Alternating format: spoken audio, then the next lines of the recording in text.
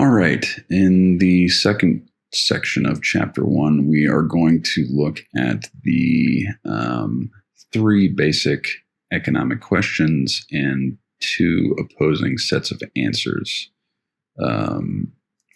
So really what we are going to learn about in this section are two different types of economic systems. Those are going to be what end up being the two opposing sets of answers to these questions are the two different types of economic systems.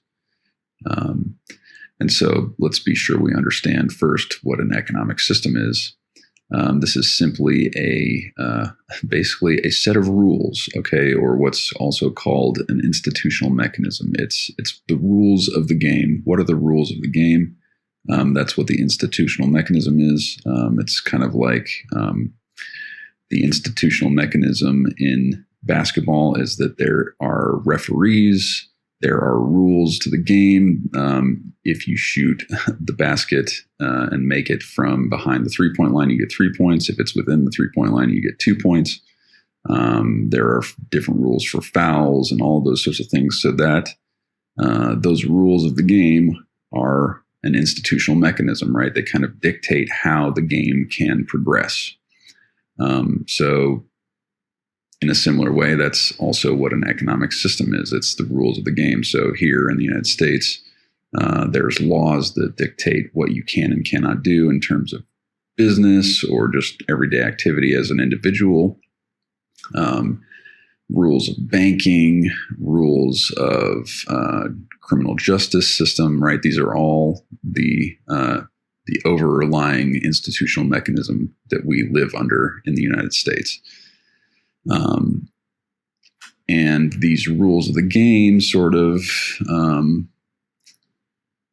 dictate how we can use our resources to satisfy our wants. And so we'll talk about that a little bit more when we get to the two opposing sets of answers, but that's basically what an economic system is. It's the rules of the game that dictate how resources can move through an economy to satisfy human wants. All right, so what are those three economic questions? The first one is, what will be produced and how much of it? Okay. You maybe have never thought of this question before, but it's a fundamental economic question. How do we determine what to produce? And when we do determine what to produce, how do we determine how much to produce? These questions may be easier or harder to answer than you might think, but it's an important question, right? Why is it that that an iPhone exists, right? And how does Apple determine how many iPhones to make of any particular model? Why is it that we don't see products like I don't know, crystal high heels, right? Or any other kind of absurd product. Like, why don't we see, I'm trying to think of something. Why don't we see telephone operating boards anymore as a product, right? Or rotary telephones, okay? Why those things were produced at one point, why aren't they produced anymore? That's an economic question that we might be able to answer. Second question is, if we are going to produce something, how should it be produced? That's a really sort of, that's the most basic follow-up question. If we're going to make this thing, how do we do it? All right, so how does Apple decide how to make its phones? Why does it decide to have some things done in other countries like China or India, while other aspects of the phone production are done in the United States? Why does it make those decisions, right? And then the third question is, well, now that we've decided we're going to make this thing and we know how we're going to make it, who should get it? Who should get this item? And that's maybe the most interesting question. And we'll really think hard about this as we look at the two opposing sets of answers here. So the two opposing sets of answers to these questions basically take the form of two different types of economic systems. The first of those is what's called a centralized command and control or central planning economy.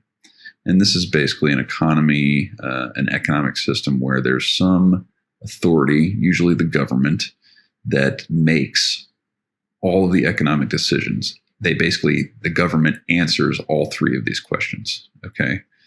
So this economic system is, for the most part, unfamiliar to us. Unless, of course, any of you have lived in a communist country, then you might be more familiar with this type of economic system. But that's basically what we're getting at here is that this is basically the type of economic system that is instituted under communism. The other type of economic system is closer to what we have in the United States here, and that is basically what's known as a price system or a market system. And this is vastly different. It's almost entirely opposite to command and control, because rather than a centralized authority,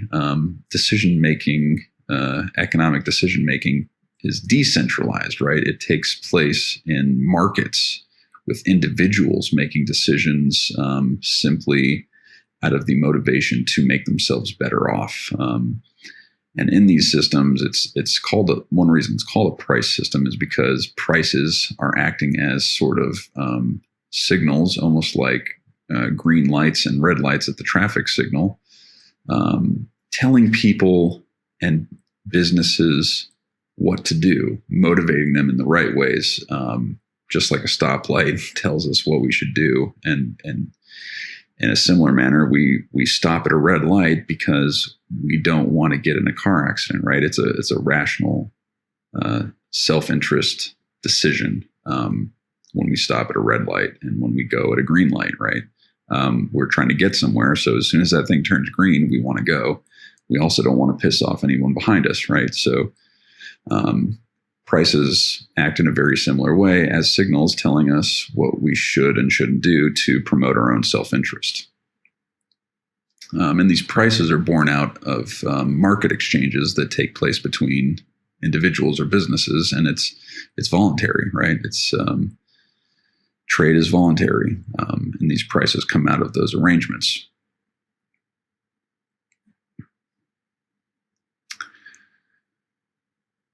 So to try to think about these two different types of economic systems, think about this, right? Think about what if the government, a central authority, increased pharmaceutical companies' costs, but prevented them from raising their prices, right? So you've got some centralized control over this aspect of the economy. Well, as a result of that, the prices that the pharmaceutical company is charging aren't able to fully reflect the increase in costs of production. So in other words, the price is not acting as a good signal. It's not showing us what's going on and what's best. Since it's not reflecting the costs of production, the signal is not able to communicate to people the correct value of the drug or the correct cost of the drug. And so resources can be misallocated, just as when there's a malfunctioning stoplight, there can be confusion that leads to bad outcomes. Very similar here. If the prices aren't acting as good signals because they're being controlled by a central government authority to some degree, those signals will not be able to direct resources to the best places. Okay, so that's a real life example that you can think about here, contrasting these two types of economic systems. Now, in reality, no country in the world is strictly one or the other. Just take our own United States, for example. For the most part, we operate as a price or market system. We are a free market economy for the most part. Maybe you can think of some things that the government takes care of, right? They answer those three questions. What are some aspects of our lives here in the United States where the government answers those three questions, right? What to produce, how to produce it, and who gets it?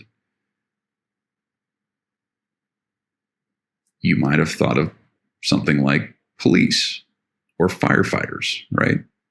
That's something that the government provides. That doesn't take place in a decentralized manner. You can imagine why we might do that, though. Imagine if, rather than the government providing firefighters, there were private companies offering firefighting services for a price. You can imagine that would lead to some inequitable outcomes. Maybe lower income people wouldn't be able to afford firefighting services, but rich people could. Do we want to live in that kind of society? I don't know. I don't think so. I don't want to live in that kind of society. I would rather have a tax system like we have and have the government provide those services to anyone without any question, right? So, of course, every single economy on the face of the planet is a blend of these two types of economic systems. It's not strictly one or the other. So keep that in mind. It's more of a spectrum. All right, that concludes the section 2, chapter 1 material. See you in the next section.